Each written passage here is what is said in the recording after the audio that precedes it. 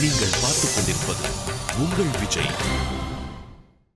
உடைந்தவர்க்கு உதவானாயின், உள்ளதொன்று ஈயானாயின், அடைந்தவர்க்கு அருளானாயின், அறம் என்னாம் ஆண்மை என்னாம் என்று பேசிய ராமனை பற்றி வாழ்ந்து காட்டியவன் என்ற தலைப்பில் நம்மிடையே உரையாற்ற வருகிறார்கள். நம்முடைய வணக்கத்திற்கும் அன்பிற்கும் உரிய டாக்டர் இளம்பிறை மணிமாறன் அவர்களை அன்புடன் மேடைக்கு அழைக்கிறோம். வாழ்ந்து காட்டியவர் என்பதாக இன்றைய தினம் என்னுடைய தலைப்பு. வாழ்வது என்பது ஒரு சாதாரண கலை அல்ல. வாழ்வையே ஒரு கலை என்று சொன்னார்கள் நம் பெரியோர்கள். எவ்வளவு நாள் இந்த புவியில் நாம் வாழ்கிறோம் என்பது முக்கியம் அல்ல, நாம் எப்படி வாழ்கிறோம் என்பதுதான் முக்கியமானது. திருவள்ளுவ பேராசான் வையத்துள் வாழ்வாங்கு வாழ்பவன் வானுரியும் தெய்வத்துள் வைக்கப்படும் என்றார்.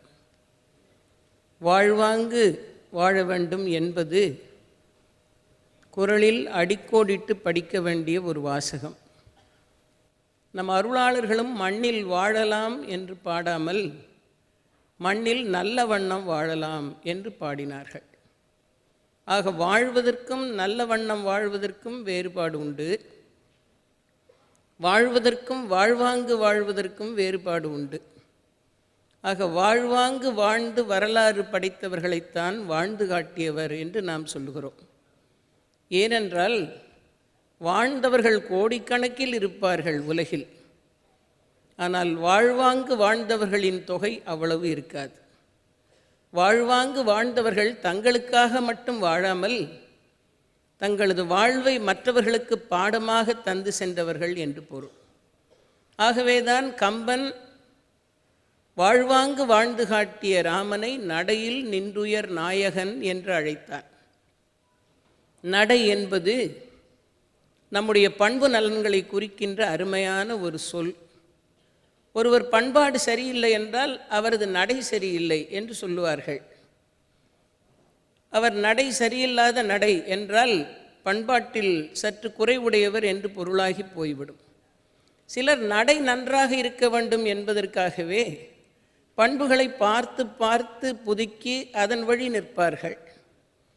அவர்களையெல்லாம் நடையில் நிற்பவர்கள் என்று சொல்லிவிடலாம்.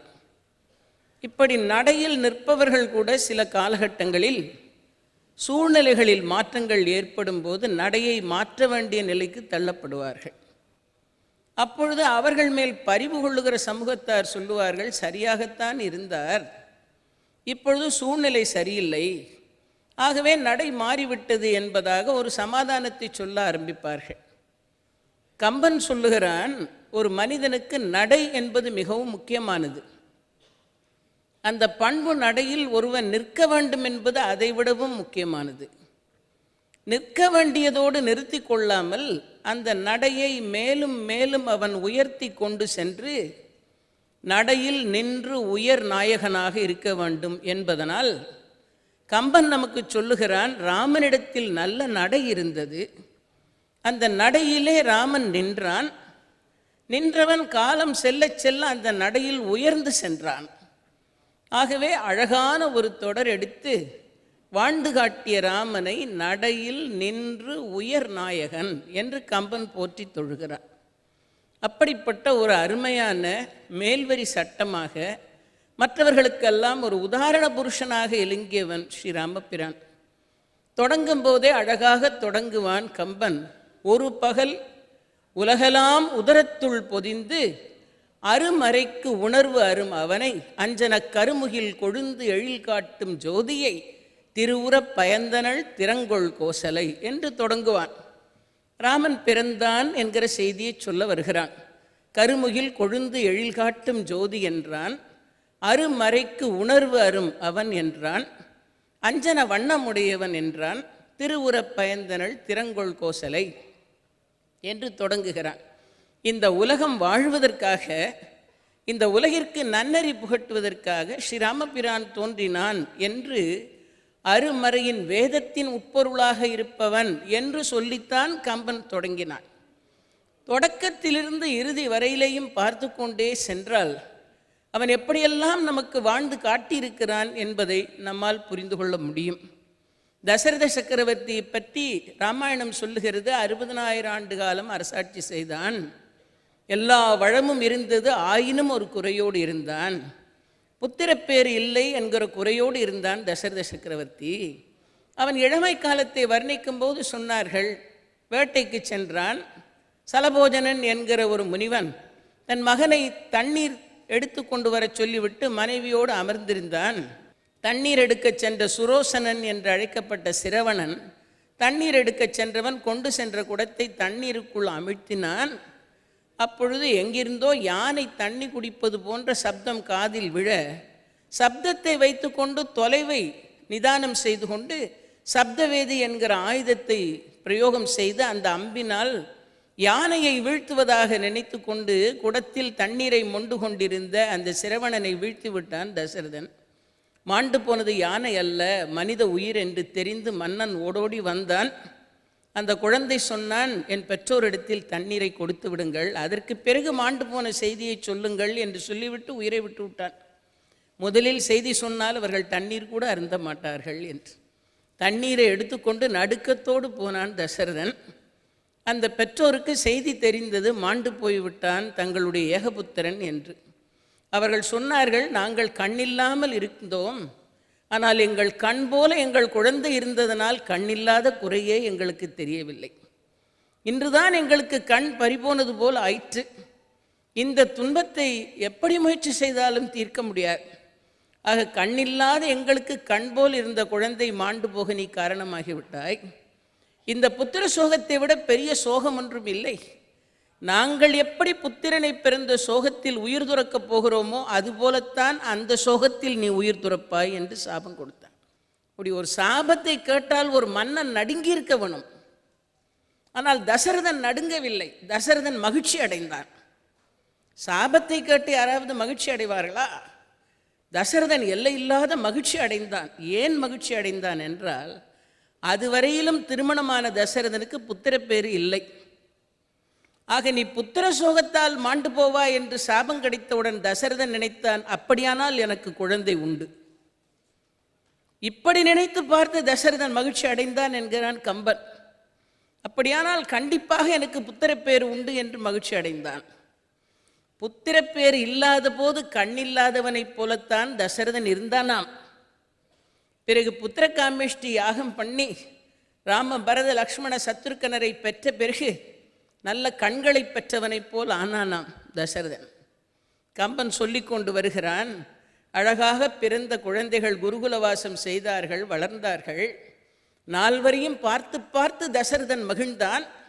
ஒரு நாள் விஸ்வாமித்திர மகரிஷி கோபத்திற்கே பெயர் போன முனிவன் அரண்மனைக்கு வந்து சேர்ந்தான். அரக்கர்களை அழிப்பதற்கும் நல்லவர்களை காப்பதற்கும் நான் செய்கிற யாகத்திற்கு ராமனின் துணை வேண்டும், ஆகவே ராமனை என் உடன் அனுப்பு என்றான் விஸ்வாமித்திரன்.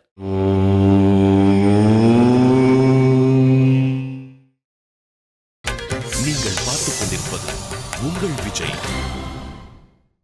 தருவனத்துள் யான் இயற்றும் தகைவேள்வி கிடையூராய் தவம் செய்வார்கள், வெறுவரச் சென்று அடை காம வெகுளி என்று நிருதரிடை விலக்காவண்ணம், செருமுகத்து காத்தியன நின் சிறுவர் நால்வரிலும் கரிய செம்மல் ஒருவனை தந்திடுதி என்று உயிர் இறக்கும் கொடுங்கூற்றின் உளையச் சொன்னான் என்றான்.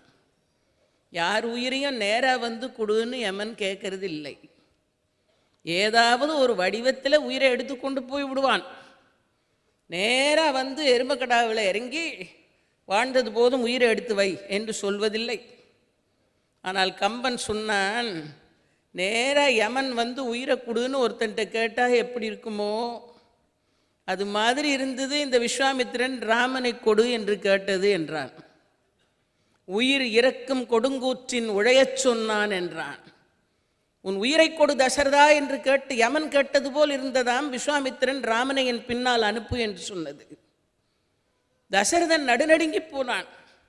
கண்ணில்லாமல் இருந்தேன், புத்திரப்பேறு கிடைத்ததனால் கண் பெற்றவனைப் போல் ஆனேன், இப்பொழுது அதே கண்ணை மீண்டும் இழக்க வேண்டிய நிலைமைக்கு வந்துவிட்டேனே என்று நினைத்தானாம்.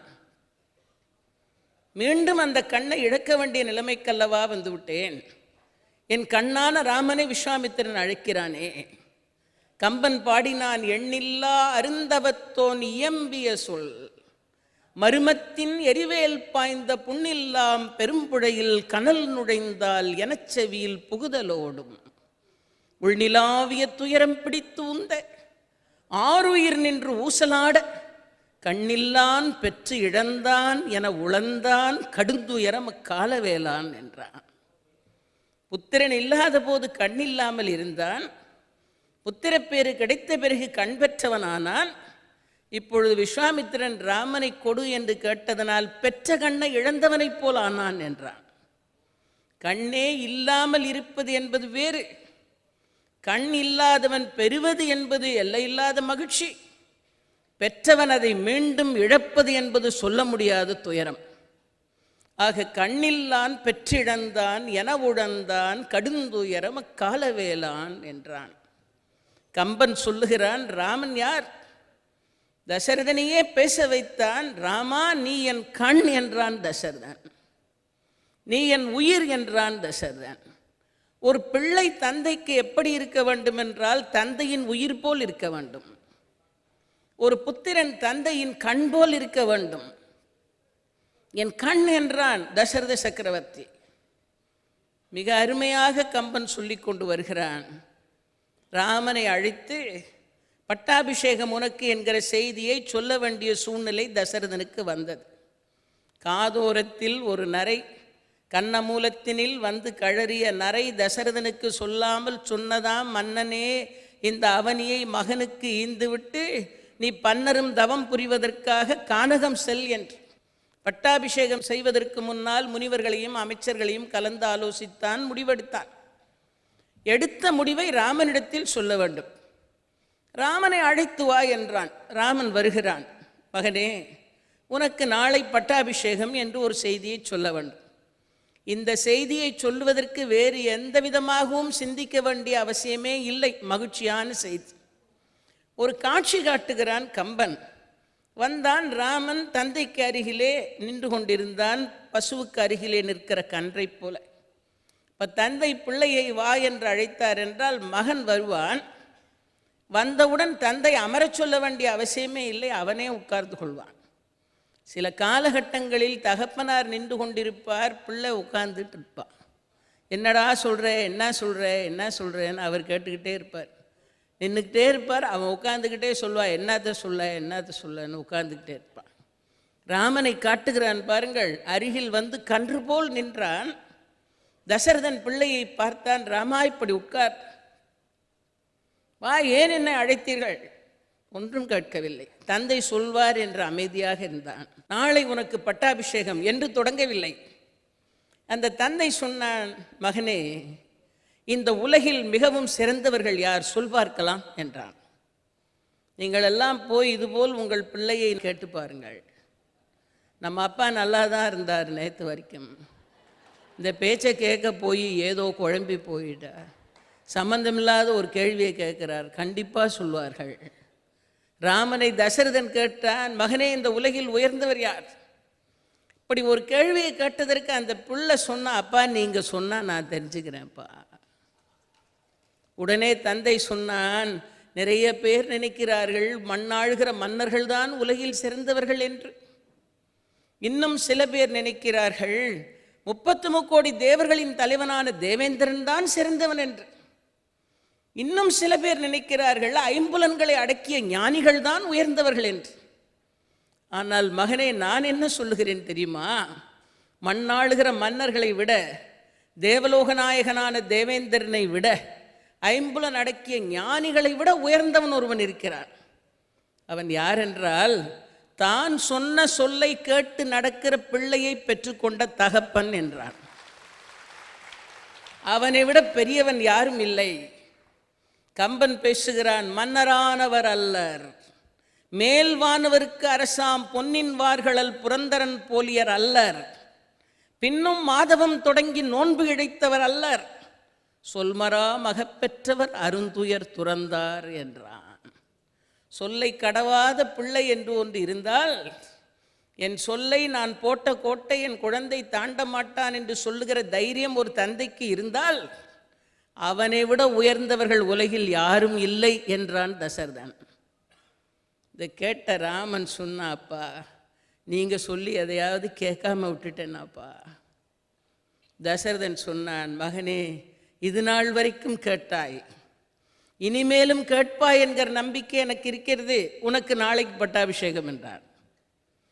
இதை சொல்வதற்கு இவ்வளவு பீடிகை போட வேண்டிய அவசியம் என்ன என்றால், வாழ்ந்து காட்டியவனாகிய ராமனுக்கு அரசுரிமையின் மேல் ஆசை இல்லை என்பதை தசரதன் தெரிந்து வைத்திருந்தான் என்று பொருள். ஆகவே இவ்வளவு பீடிகை போட்டு சொல்ல வேண்டிய கட்டாயத்தில் இருந்தான். மகனே, உனக்கு நாளை பட்டாபிஷேகம்.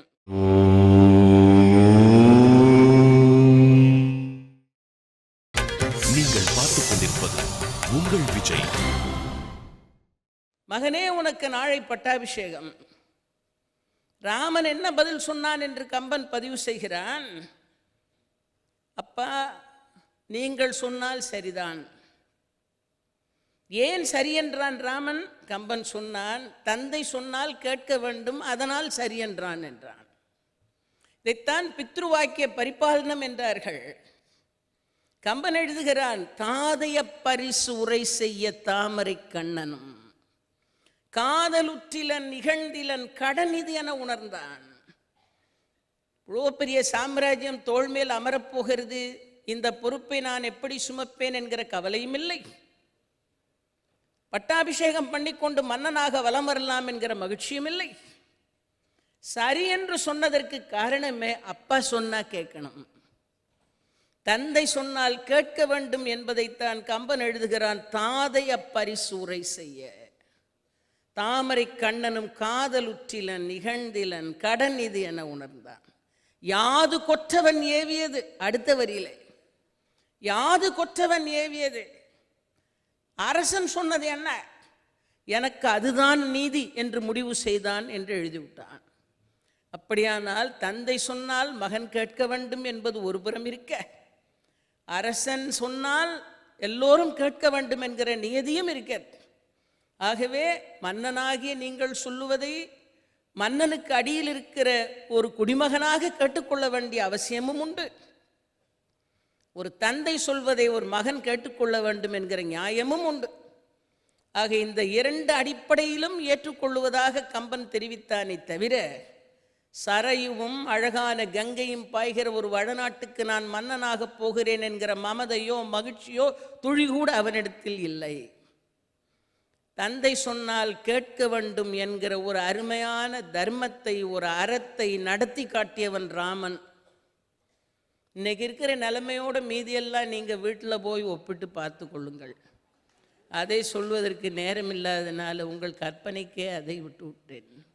ஆக தந்தை சொன்னால் எப்படி பிள்ளை கண் போன்ற பிள்ளை இருந்தான், தந்தையின் கண்ணாயிருந்தான், தந்தையின் உயிராயிருந்தான், தந்தை சொன்னதை கேட்க வேண்டும் என்கிற நெறி கடவாதவனாக இருந்தான். மிக அழகாக சொன்னான் கம்பன், மகிழ்ச்சியும் இல்லை துக்கமும் இல்லை, இந்த இரண்டு நிலைகளையும் தாண்டிய ஸ்தித பிரஜனாக இருந்தான் என்று. ஊரெல்லாம் மகிழ்ச்சி கொண்டாட்டம், ராமனுக்கு பட்டாபிஷேகம் என்கிற செய்தியெல்லாம் தெரிவிக்கப்பட்டு விட்டது. அதற்கு பிறகு நடந்த குழப்பம்தான் ராமனின் சிற்றன்னை தசரதனின் பட்ட மகிழ்ச்சி போட்ட திட்டங்கள். எல்லாம் தலைகீழாக புரண்டது. வேற வழி இல்லாமல் தசரதனை மிரட்டத் தொடங்கினாள். நான் கேட்ட வரத்தை தரவில்லை என்றால் உயிரை விட்டு விடுவேன் என்றாள். உங்களை வாக்கு மாறியவர் என்று உலகம் பழிக்கட்டும் என்றாள். என்னென்னமோ சொல்லி அச்சுறுத்தினாள். தாழாத தசரதன் அம்பில் அடிபட்ட மான் மாதிரி துடித்தான். அவ்வளோ மனதில் இருந்த துக்கத்தை கம்பன் ஒரு பாட்டில் பதிவு செய்தார். தசரதன் அவளை என்னென்னமோ சொல்லி வசை மாறி பொழிகிறான். அவனால் தாங்க முடியவில்லை. வசை மாறி பொழிகிறான் தசரதன். ஒரு 4 வரி பாட்டில் அவன் துக்கத்தோட சாயல் என்னங்கிறத பதிவு பண்ணிட்டான் கம்பன். இதில் சொன்னான், கணவன் மாண்டு போனான் என்கிற செய்தி காதில் விழுந்த உடனே உயிர் துறந்த பல பெண்களை பற்றி நான் கேள்விப்பட்டிருக்கிறேன். ஆனால் தன் கணவன் உயிர் போவதற்கு தானே காரணமாயிருக்கிற முதல் பெண்ணாக நீதான் இருக்கிறாய் என்றான். அவதான் அட்சதை போட்டா. அப்புறம் தொடர்ந்துச்சு நிறையா. ஒன்றா நின்ற 6 உயிரோடும் உயர் கேழ்வர் பொன்றா முன்னம் பொன்றினர் என்னும் பொருளல்லால் இன்றோர்காரும் எல்வளையார்தம் இறையோரை கொன்றாரில்லை கொல்லுதியோ நீ கொடியாளே என்றான். இதுவரைக்கும் கணவன் உயிரை எடுத்த பெண் என்று ஒருத்தி கிடையாது. நீ தான் முதல்ல அதை ஆரம்பித்து வச்சிருக்க. உயிர்காத்த பெண்கள் தான் உண்டு, ஆனால் உயிரெடுத்த பெண்கள் கிடையாது. அப்படியானால் தசரதனுடைய துக்கம் எவ்வளவாக இருந்திருக்கும் பாருங்கள். ஆனால் எதையும் காதில் போட்டுக்கொள்ளாமல் ராமனை அழைத்து கொண்டு வா என்றாள். நான் எப்பொழுதும் ராமகாதையை படிக்கும்போது நினைப்பேன், கைகேயி தோற்று போன இடம் இந்த இடம்தான். அவள் ஏதோ தசரதனிடத்தில் வாதாடி ஜெயித்து வரம் வாங்கினாள் என்பதல்ல, அவள் உணர்வு பூர்வமாக தோற்று போன இடம் இது. ராமனை அழைத்து வா என்றாள். அழைத்து வா என்று சொன்னவள் என்ன நினைத்திருப்பாள்? உனக்கு ராஜ்யம் இல்லை, காடு, பரதனுக்குத்தான் நாடு என்று சொல்லும் போது ராமன் முகம் எப்படியெல்லாம் மாறும் என்று நினைத்திருப்பாள். ராமன் எவ்வளவு துக்கப்படுவான், விசனப்படுவான் என்றெல்லாம் நினைத்திருப்பாள். ஆனால் அவள் நினைத்ததற்கு நேர்மாறாக நடந்ததை பார்த்தாளே கைகேயி, அங்குதான் தோற்று போனாள். ராமனை அழைத்து கொண்டு வா என்றாள். ராமன் தாயாரிடத்தில் வந்து நின்றான். அப்பொழுது கைகேயி சொன்னாள், இந்த உலகத்தை ஆளப்போகிறவன் நீ அல்ல, ஆழிசூழ் உலகையெல்லாம் பரதனே ஆள என்றாள். நீ ஜடாமுடியை வச்சுட்டு காட்டில் போய் 14 வருஷம் தபசு பண்ணிட்டு வா. அதையும் சொல்லுவார்கள். 14 அப்படின்னு சொன்னால் ஏதோ ரொம்ப காலம் மாதிரி தெரியும்னு 7 ஆண்டில் வான்னு சொன்னான். அவள் சொன்னாள், ஆழிசூழ் உலகையெல்லாம் பரதனே ஆழ, நீ போய் தாளிரும் சடைகள் தாங்கி தாங்கரும் தவம் மேற்கொண்டு பூழிவெங்கானம் நன்னில் புண்ணியத்துறைகளாடி 7 ஆண்டில் வா. அது கூட தப்பில்லை. அடுத்த வரியில் கம்பன் எழுதினான், என்று இயம்பினான் அரசன் என்றாள். அப்படி ராஜா சொன்னார்னா, நிறைய பேர் இப்படித்தான் தான் சொல்கிறதையெல்லாம் சொல்லிவிட்டு இன்னார் சொன்னார் இன்னார் சொன்னார். இந்த வேலையும் அவ தான் ஆரம்பிச்சிருக்கா முதல்ல. என்று இயம்பினான் அரசன் என்றாள். இப்படி தந்தை சொல்வாரா? தந்தை இப்படி சொல்வாரா மாட்டாரா என்பது ராமனுக்கு தெரியாதா? இப்படி சொல்லுகிற தந்தையா பட்டாபிஷேகம் என்று ஊரெல்லாம் முரசறைந்து அறிவிக்க சொன்னான்? இது எல்லாம் தெரியும் ராமனுக்கு. ராமனோட இடத்துல வேறு யாராவது இருந்திருந்தால், அப்படியா தந்தை சொன்னார், தந்தை இடத்தில் கேட்டு தெரிந்து கொள்ளுகிறேன்னு உடனே போயிருப்பான். ஒரு கதைக்கு உதவாத சின்ன சின்ன விஷயத்துக்கெல்லாம் வெரிஃபை பண்ணுவோமே, இதை விடுவோமா? நம்ம நேராக போய் என்னப்பா நீ சொன்னியான்னு கேட்கறதுக்கு அவர் என்ன ஒரு 5000 மைலுக்கு அந்தாண்டையாக இருக்கிறார்? தந்தை சொல்லவில்லை என்பது ராமனுக்கு தெரிந்ததனால் கேட்க விரும்பாத நாகரிகத்தை கடைபிடித்தான். அப்படி கேட்டு தாயாருக்கு ஒரு இக்கட்டான சூழ்நிலை ஏற்படுத்துவது அநாகரிகம் என்று நினைக்கிற உயர்ந்த பண்போடு இருந்தான். இது தந்தை சொல்லவில்லை, தாய்தான் சொல்லுகிறாள் என்று தெரிந்து வைத்திருந்தான். ஆனாலும் அதை போய் கேட்டு தெளிவுபடுத்த வேண்டும் என்கிற எண்ணமோ, கைகேயியை சிறுமைப்படுத்த வேண்டும் என்கிற எண்ணமோ ராமனுக்கு இல்லை. தீமை செய்கிறவர்களையும் சிறுமைப்படுத்தாமல் இருப்பது என்கிற உயர் பண்புக்கு ஈடு எது? அப்பண்பு ராமனிடத்தில் இருந்தது. இது இயம்பினான் அரசன் என்றால் கம்பன் உடனே அந்த இடத்தில் நிறுத்திவிட்டார். நிறுத்திவிட்டு ராமன் என்ன சொன்னான் என்று தெரிந்து கொள்ள ஆவலோடு நாம் இருக்கிறோமே, நம் ஆவலையும் ஒரு பக்கத்தில் நிறுத்தி வைத்து விட்டு கம்பன் பார்த்தான், ராமனுடைய முகம் எப்படி இருந்தது என்று வர்ணிக்க தொடங்கிவிட்டான். அவன் சொன்னான், ராமனுடைய முகம் விகசித்த தாமரை மலர். இது எப்பவும் தாமரை புஷ்பமாக தான் இருக்கும். ஆனால் நாள் மலர் எப்படி மலர்ச்சியோடு இருக்குமோ அது போன்ற மலர்ந்த முகத்தோடு கூடியவன் ராமன். அந்த முகத்தோடு தான் எப்பொழுதும் இருப்பான், இப்பொழுதும் இருப்பான், எப்பொழுதும் இருப்பான். ஆனால் கானகம் போ என்று கைகேயி சொல்லிக் கொண்டிருந்த அந்த க்ஷணத்தில் மலர்ந்து சிரிக்கும் அழகிய தாமரையை விடவும் அழகாக இருந்தான் என்றான். ஒப்பதே முன்பு பின்பு. கைகேயி கானகம் போ என்று சொல்லுவதற்கு முன்னால் ராமனின் முகம் தாமரை போல் இருந்தது. கானகம் போ என்று சொன்ன பிறகும் ராமனுடைய முகம் வாடாத தாமரை போல் இருந்தது. கானகம் போ என்று சொல்லிக்கொண்டு இருக்கும் பொழுது மலர்ந்த தாமரையை விட விகசித்த அழகாக இருந்தது என்றார்.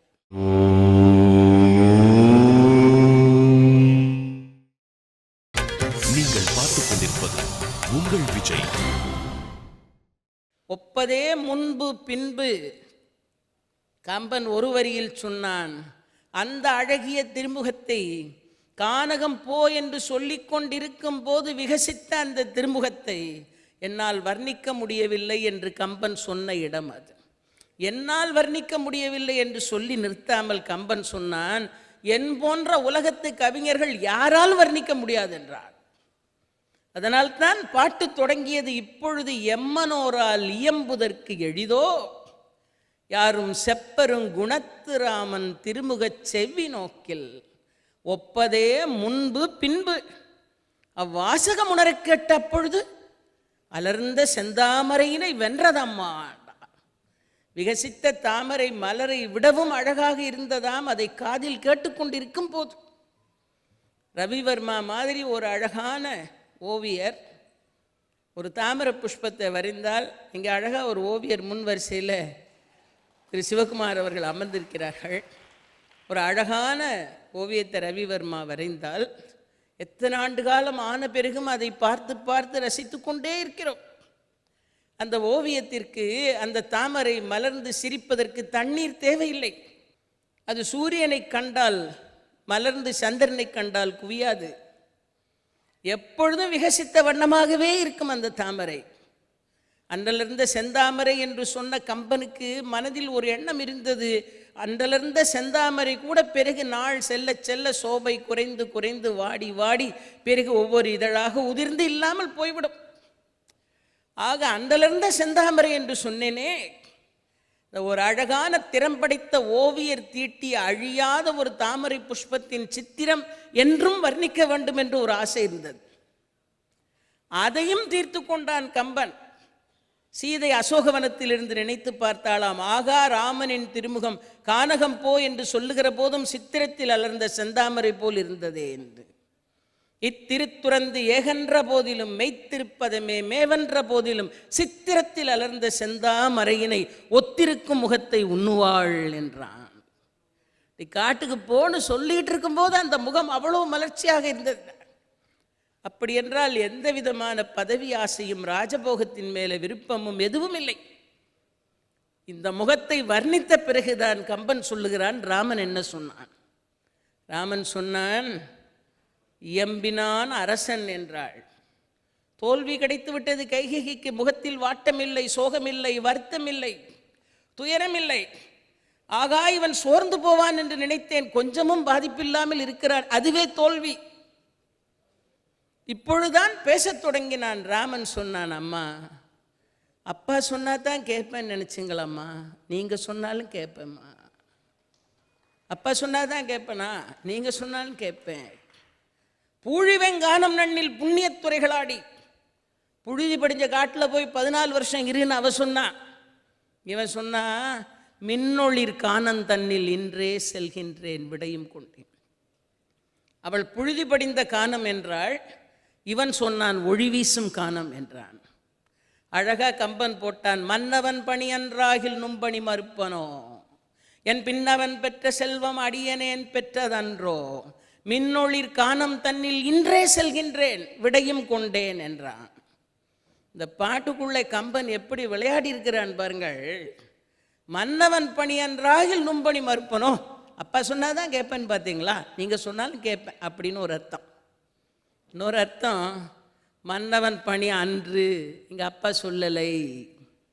இது கம்பனோட ஆசை. ராமன் அந்த அர்த்தத்தில் சொல்லலை, இது கம்பனோட விருப்பம். மன்னவன் பணி அன்று ஆகில் நும்பணி எங்கள் அப்பா சொல்லலை, நீ தான் சொன்ன, இருந்தாலும் மறுக்க மாட்டேன் அப்படின்னு ஒரு அர்த்தம். இன்னொரு அர்த்தம், அப்பா சொன்னான் அம்மா சொன்னான். எப்படி பாட்டில் விளையாடுறா பாருங்கள். மன்னவன் பணி அன்றாகில் நும்பணி மறுப்பனோ, என் பின்னவன் யார், பரதன், என் பின்னவன் பெற்ற செல்வம் அடியனேன் பெற்றதன்றோ, என் தம்பிக்கு கிடைச்சா என்ன, ராஜ்யம் எனக்கு கிடைச்சா என்ன, எல்லாம் ஒன்று தானே அப்படின்னு ஒரு அர்த்தம். என் தம்பி பரதனுக்கு கிடைச்சா என்ன, எனக்கு கிடைச்சா என்ன, எல்லாம் ஒன்று தான் அப்படின்னு ஒரு அர்த்தம். இன்னொரு அர்த்தம், என் தம்பி ராஜ்யத்தை அரசாட்சி பண்ணுவான்னு நான் நினைக்கிறேன். அவனை பெத்தவளாக இருந்தோம், அவனை பற்றி நீ ஒன்றும் புரிஞ்சுக்கலையே. இப்போ நான் எப்படி மர உரிய செல்வம்னு நினச்சி தரிச்சுக்கிட்டு இருக்கேனோ, இந்த மர உரியத்தான் அவனும் செல்வம்னு நினச்சி போட்டுக்க போகிறான் 14 வருஷமாக. என் பின்னவன் பெற்ற செல்வம் அடியனேன் பெற்றதன்றோ. இதைத்தான் செல்வம்னு அவன் நினைக்க போகிறான். அவனை பெற்று வளர்த்து அவனுடைய மன உணர்வு எப்படி இருக்கும்னு புரிஞ்சுக்காமல் இருக்கியேன்னு இன்னொரு அர்த்தம் உள்ளே இருக்குது. மன்னவன் பணியன்றாகில் நும்பணி மறுப்பனோ, என் பின்னவன் பெற்ற செல்வம் அடியனேன் பெற்றதன்றோ. மின்னொளிர் காணம் தன்னில் இன்றே செல்கின்றேன் விடையும் கொண்டேன்.